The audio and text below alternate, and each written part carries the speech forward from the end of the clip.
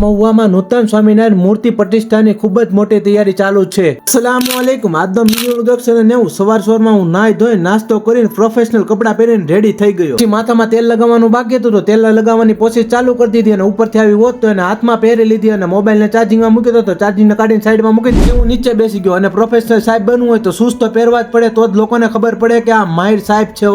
ઘર ભેગું થાને ભાઈ. પછી બેગ લેવાનું બાકી હતું એ પણ આવી ગયું ને પાછળ ટીંગાડી દીધું. જાતા જાતા એક ગ્લાસ પાણી પી લીધું. સાહેબની એન્ટ્રી.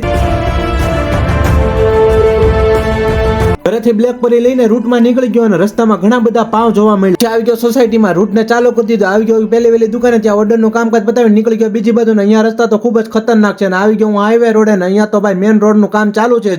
દુકાને તો છાસની થેલી ભરવાનું ચાલુ હતું ને રસ્તામાં કાકાને જોયો તો પોતાની સેફટી કરી લીધી. સારું કામ કર્યું ગાડીમાં સરિયો નાખીને. પછી હું આવી ગયો ઘરે.